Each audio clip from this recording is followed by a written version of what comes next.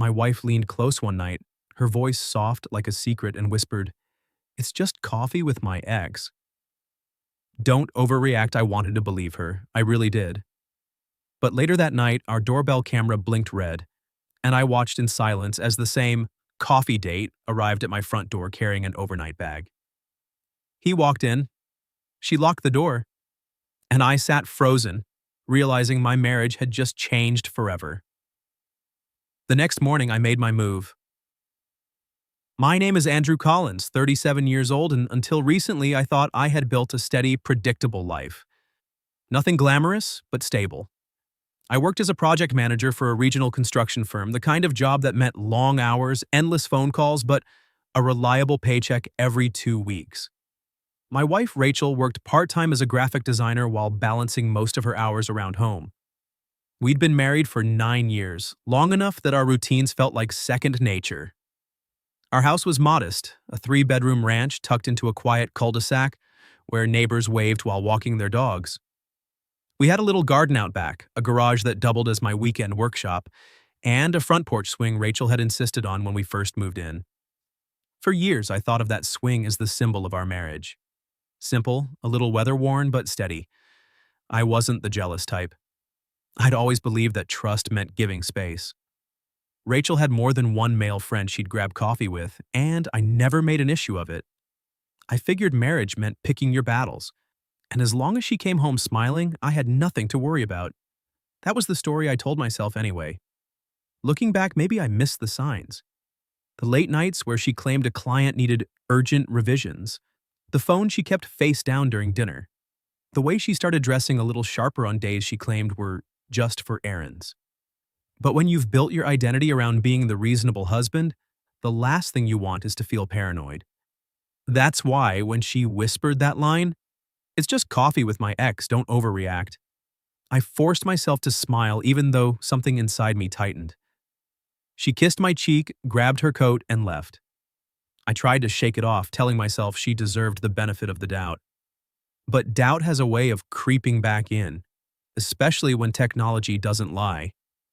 Our doorbell camera was mostly for package thefts and the occasional solicitor. That night, while scrolling absent-mindedly through my phone, I opened the live feed out of habit. And there it was, Rachel's coffee date, not with a mug in hand, but hauling an overnight bag up our steps. He rang the bell, she opened the door, and the two of them disappeared inside like it was the most natural thing in the world. I didn't say a word. Not that night. Not the next morning. I just sat with the footage, the silence, and the crushing realization that the marriage I thought I'd been living in had never really existed. And that's when I realized, if Rachel thought she could rewrite reality, then I would let the truth speak for itself. The morning after I watched the footage, Rachel moved through the kitchen like nothing had happened. She hummed while making coffee, dropped a kiss on my shoulder, as if the night before had been an ordinary Tuesday. I sat there, gripping my mug too tightly, wondering if the heat in my palms could burn away the memory of what I'd seen. "Late night," I said casually, testing the waters. "You didn't get in until, what, after midnight?" She didn't even flinch, just poured her own cup and replied, "Yeah, the cafe stayed open later than I expected." "Good to catch up, though. He's been through a rough patch."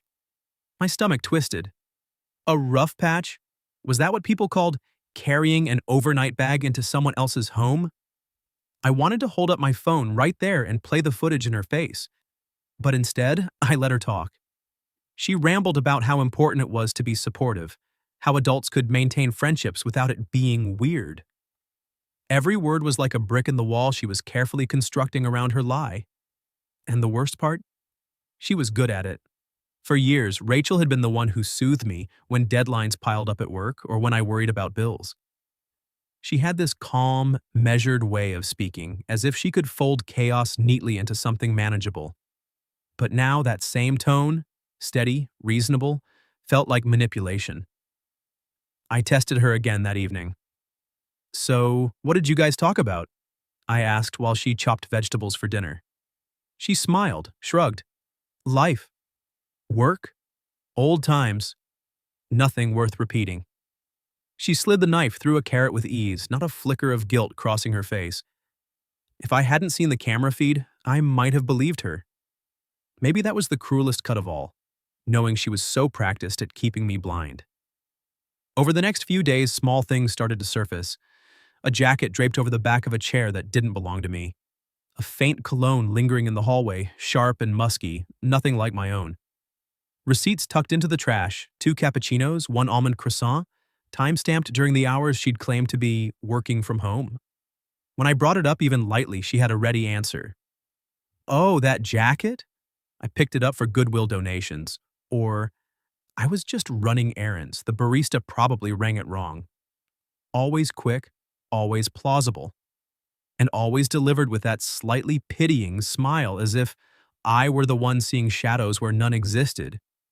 It was gaslighting in its purest form, the kind that makes you question your own sanity, even when the truth is sitting there on your phone in crystal clear video. At night, lying next to her in bed, I stared at the ceiling, wondering how long she had been rewriting reality behind my back, wondering whether I'd missed signs years earlier, or whether this betrayal was a sudden fracture. And yet, I stayed silent. Not because I didn't care, but because I realized something important. If Rachel could play her game of pretense, then I could play mine.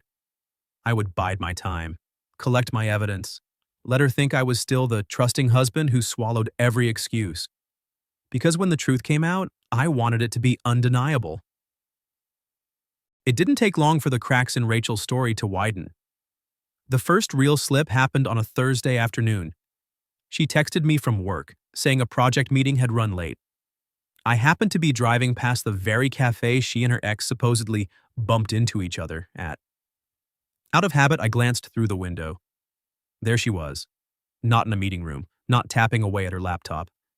She was leaning across a small table, eyes locked on him, like gravity itself demanded it. His overnight bag was beside his chair, again. I didn't go inside, I didn't call. I just kept driving, my hands white-knuckled on the steering wheel. By the time I reached home, I felt like my heart had been left somewhere back on that cafe sidewalk, trampled underfoot. The second slip came the following weekend. I'd scheduled a grocery pickup, but when I got to the store, the clerk said, "Oh, your wife already grabbed this order an hour ago." Confused, I called Rachel. She insisted she was home, waiting for me. When I got back, I found half the items missing, the exact kind of snacks he used to eat in college, things Rachel never touched. The third slip wasn't even hers. It came from the doorbell camera again. This time, she had forgotten to disable the motion alerts. At 10:43 p.m., the camera caught him slipping inside with a backpack. At 7:06 a.m., it caught him leaving, Rachel walking him out in her robe, a quick kiss before he disappeared down the street. That video I saved twice. Once to my phone, once to the cloud. I wasn't going to let her rewrite this reality, not again. But here's the thing. Once you start noticing lies, you can't unsee them. Every laugh that lingered too long, every new perfume bottle on her dresser, every late-night strategy call that left her with flushed cheeks and tangled hair. The pattern was too obvious to ignore. And yet, Rachel underestimated me. She thought she had me pinned as the quiet, steady husband, the guy who'd rather avoid conflict than face it head-on. She wasn't entirely wrong. I had been that man for most of our marriage. But betrayal has a way of rewriting a person. Instead of exploding, I grew colder. Instead of confronting, I observed. Every excuse she fed me became another line in a mental ledger. Every receipt, every late-night entry, every unlocked lie, I filed them away. One night, while she was in the shower, I sat at the kitchen table with my laptop open. A new email draft stared back at me. Subject line empty, body blank. Attached was the doorbell footage. I hovered over the keyboard for what felt like hours, debating whether to hit send, to her, to her parents, to mine, to scorch the earth. But I didn't. Not yet.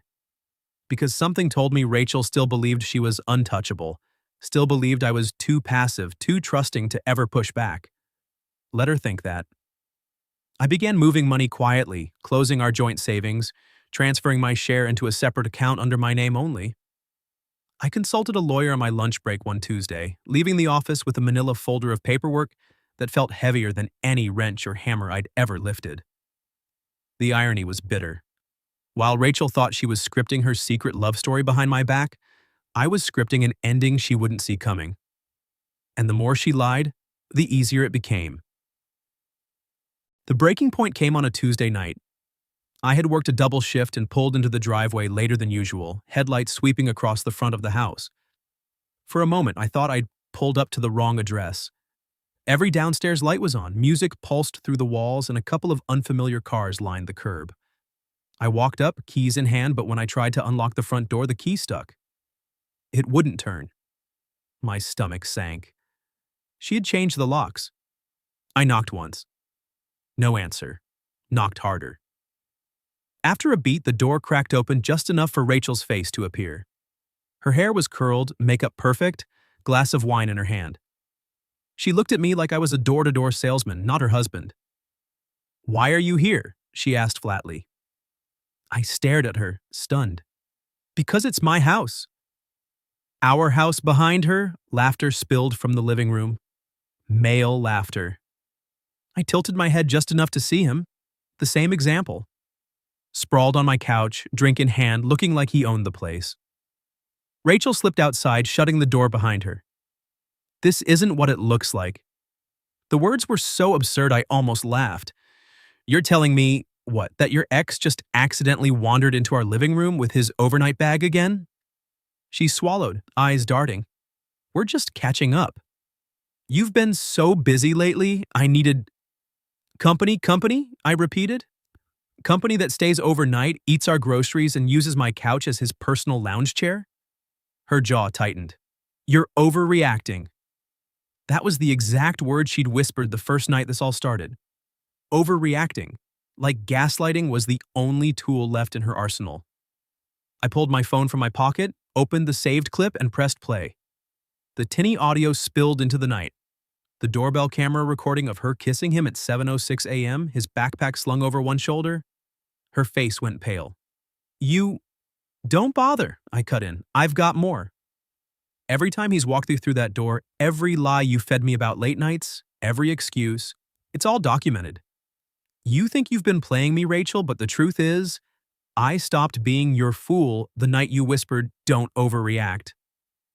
She looked ready to cry, but I felt nothing. No rage, no desperation, just a cold, heavy calm.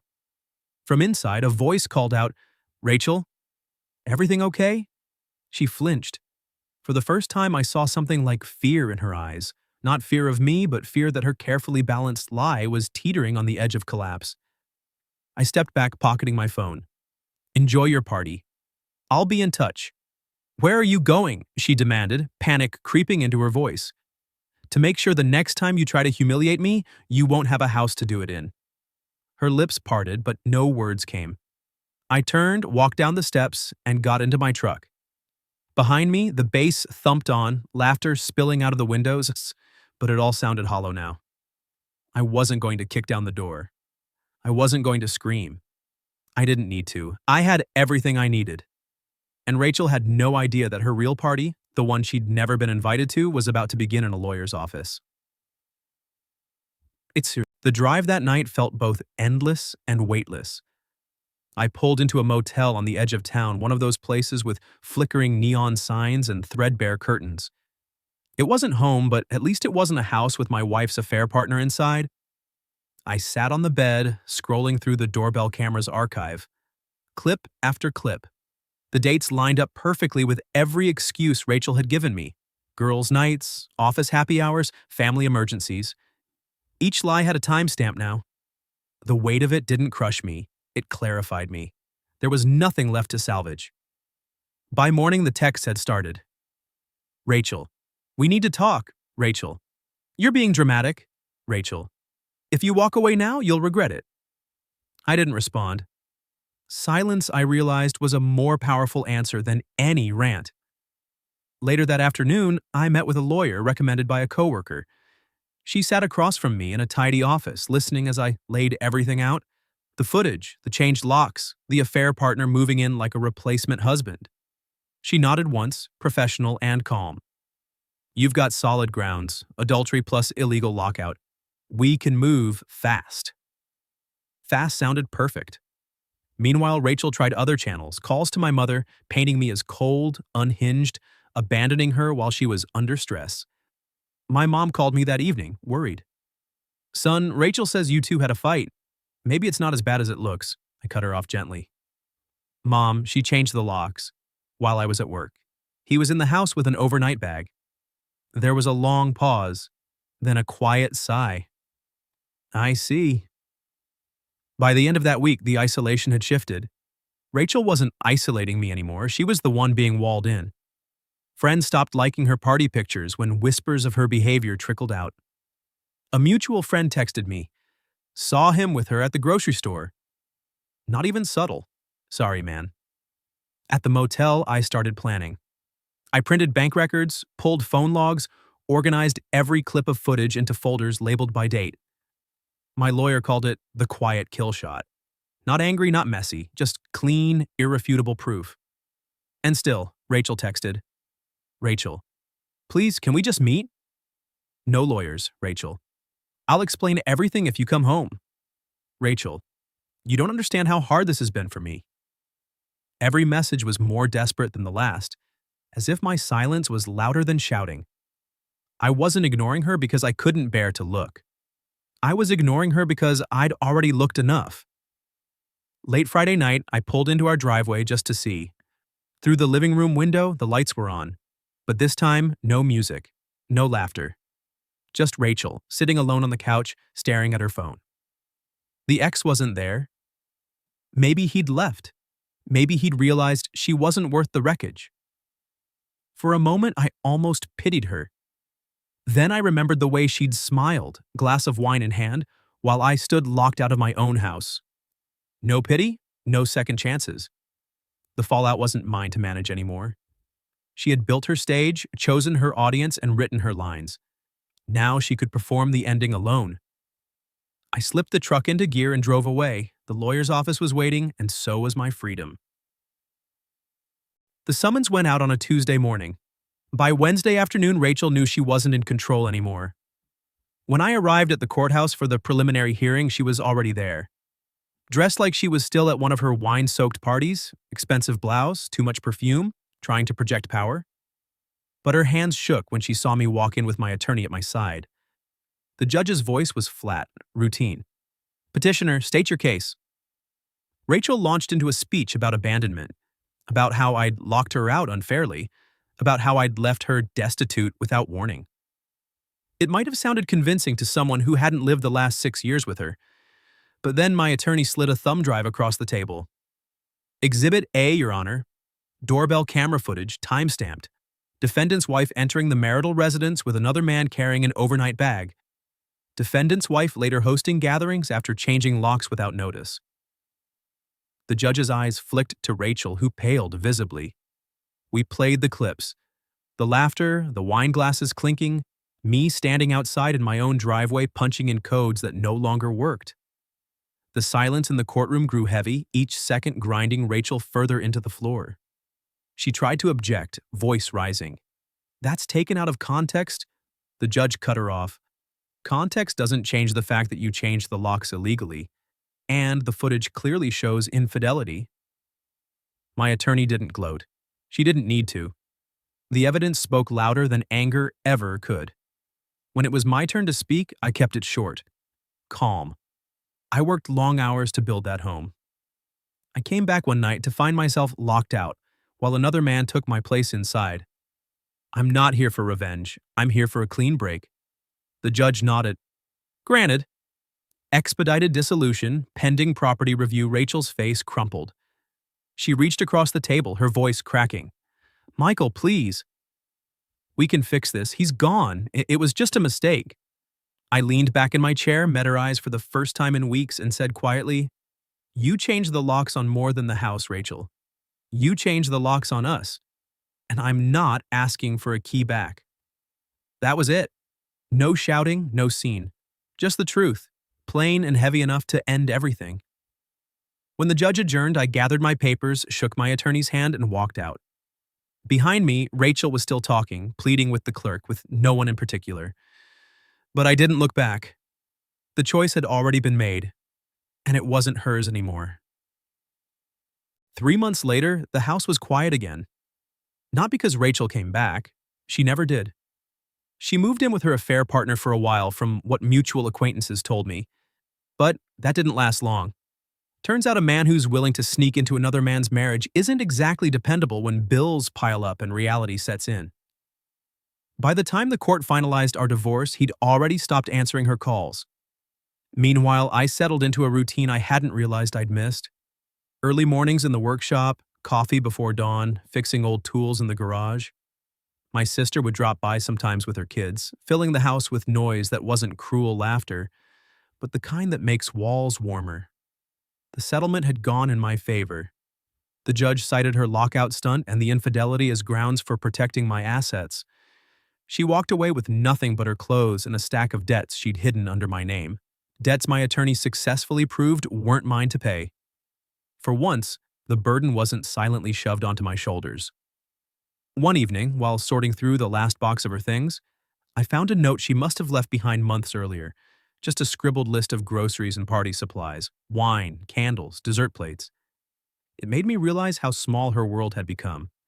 My life was growing. Hers had shrunk to wine glasses and shallow nights. The phone buzzed that night. An unfamiliar number, but the message was familiar. "Michael, it's me. I'm sorry, can we talk? I just want a chance to explain." I stared at it for a long time, then placed the phone face down on the counter. No reply. No need. Because the truth was, I didn't hate her anymore. I didn't even pity her. What I felt was something quieter, stronger. Indifference. The storm had passed, and I was still standing. A week later, I signed a new lease on a small workshop space downtown. A local hardware store owner had seen some of my woodworking projects online and offered me a contract to design custom furniture for his clients. It wasn't flashy, but it was steady, honest work, mine alone, untainted by betrayal or manipulation. Sometimes people ask if I'd ever take her back if she showed up on the doorstep. I don't answer with anger. I just shake my head and say, "You can't unchange a lock." Because that's what it came down to in the end. She thought the lock on our front door was a way to keep me out. What she didn't realize was that it was also the moment I locked her out of my life for good. And I've never slept better.